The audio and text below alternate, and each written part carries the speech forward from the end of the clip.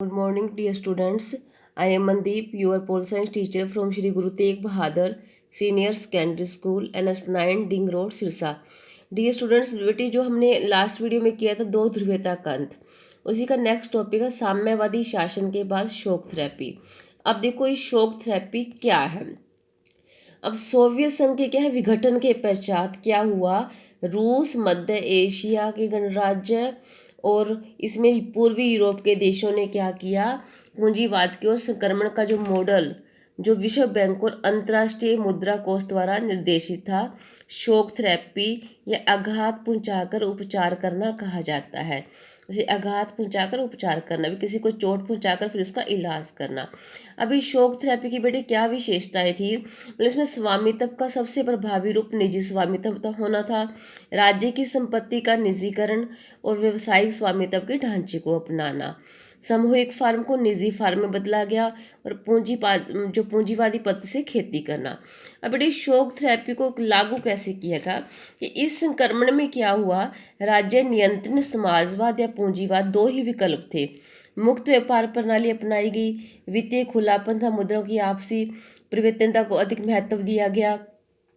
तो इस प्रकार से ये शोक थेरेपी को लागू किया गया था। अब देखो शोक थेरेपी से बेटे क्या हुआ कि इसमें साम्यवाद से पूंजीवादी की ओर जो संक्रमण का अच्छा तरीका साबित नहीं हुआ था, क्योंकि इसके निम्नलिखित क्या हानिकर परिणाम हुए थे शोक थेरेपी के। अब क्या हुआ था इसमें, रूस में पूर्ण राज्य नियंत्रित औद्योगिक ढांचा नष्ट हो गया, 90% उद्योगों को निजी हाथों या कंपनियों में बेच दिया गया और इसे इतिहास की क्या सबसे बड़ी गैराज सेल कहा जाता है। महाबिक्री में भाग लेने के लिए अधिकार पत्र सभी नागरिकों को दे दिए गए, परंतु अधिकांश नागरिकों ने इनको काला बाजारियों के हाथों बेच दिया, क्योंकि उन्हें धन की क्या आवश्यकता थी।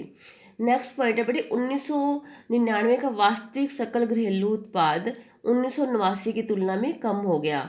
सरकारी सहायता का अंत होने से गरीबी में वृद्धि हुई, अमीर और गरीब के अंतर में क्या वृद्धि हुई। और जो शोक थेरेपी से क्या हुआ, रूस के आधे बैंक व वित्तीय संस्थान क्या दिवालिया हो गए थे। अब देखो बेटी इसमें नेक्स्ट है शोक थेरेपी। अब शोक थेरेपी के जो परिणाम है, अभी मैंने आपको बताए थे ना भी क्या चीज़ किसमें क्या चीज़ हुई है। तो इसमें और क्या शोक थेरेपी के परिणाम रहे, ये चीज इसमें था कि जो सरकारी सहायता का अंत होने से क्या गरीबी में वृद्धि होगी, माफिया वर्ग द्वारा आर्थिक गतिविधियों पर नियंत्रण कर लिया गया था। तो रूसी मुद्रा रूबल में गिरावट के कारण लोगों की जमा पूंजी क्या समाप्त होगी। तो ये बेटे आपकी शोक थेरेपी के परिणाम थे। नेक्स्ट है इसमें बेटे आपका,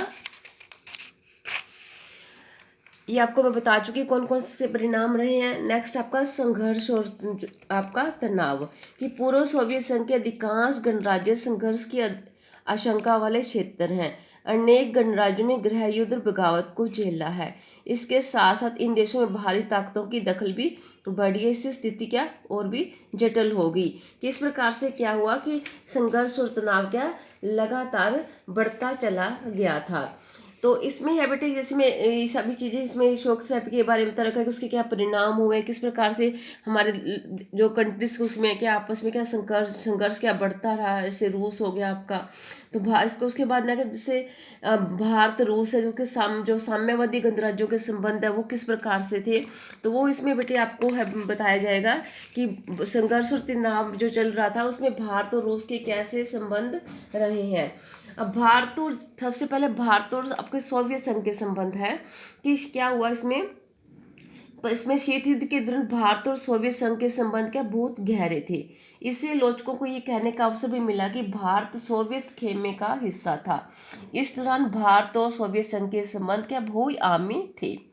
अब इसमें कौन कौन से एस्पेक्ट्स थे, विभिन्न पहलू कौन कौन से। फर्स्ट था हमारा आर्थिक, कि सोवियत संघ ने भारत के सार्वजनिक क्षेत्र की कंपनियां ऐसे वक्त में मदद की जब ऐसी मदद पाना बहुत मुश्किल था। सोवियत संघ ने भिलाई, बोकारो, विशाखापट्टनम क्या इसके इस्पात कारखानों था। भारत हैवी इलेक्ट्रॉनिक्स जैसे मशीनरी संयंत्रों के लिए आर्थिक और तकनीकी सहायता प्राप्त की। सेकंड हमारा राजनीतिक, सोवियत संघ ने कश्मीर मामले पर संयुक्त राष्ट्र संघ में भारत के रुख को समर्थन दिया था। सैन्य में है कि भारत को सोवियत संघ ने ऐसे वक्त में सैनिक साजो सामान दिए जब शायद ही कोई अन्य देश अपनी सैन्य टेक्नोलॉजी भारत को देने के लिए क्या तैयार था। नेक्स्ट हमारा सांस्कृतिक, हिंदी फिल्म और भारतीय संस्कृति सोवियत संघ में लोकप्रिय थे और बड़ी संख्या में क्या भारतीय लेखकों और कलाकारों ने सोवियत संघ की यात्रा की थी। तो इसका भारत रूस तथा अन्य पूर्वी सोवियत राज्यों के क्या खास क्या आपसी संबंध बहुत अच्छे थे।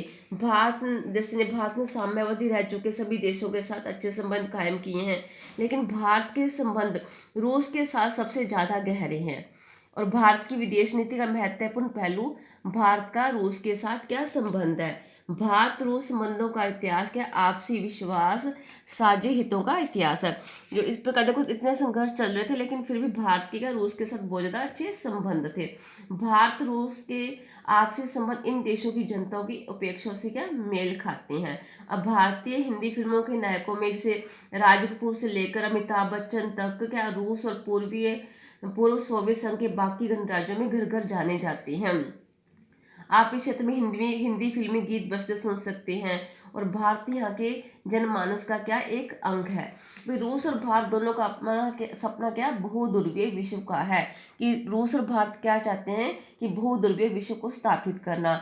बहुध्रुवीय विश्व से क्या होता है, इन दोनों देशों का क्या आशय है कि अंतर्राष्ट्रीय फलक पर कई शक्तियाँ मौजूद हो, सुरक्षा की जिम्मेदारी हो और उसमें क्षेत्रीयता का कुछ ज़्यादा से ज़्यादा जगह मिले, अंतर्राष्ट्रीय संघर्षों का समाधान हो, हर देश की स्वतंत्र विदेश नीति हो। तो इस प्रकार से क्या रूस और भारत क्या चाहते हैं कि हमारी जो विश्व है हमारा क्या बहुध्रुवीय हो। तो ये था बेटे आपका जो ये मतलब जो आपका लेसन दो ध्रुवीयता का अंत। तो इसमें आपको बताया गया कि किस प्रकार से भारत और रूस के क्या क्या संबंध रहे हैं। थैंक्स बेटे, हैव ए नाइस डे।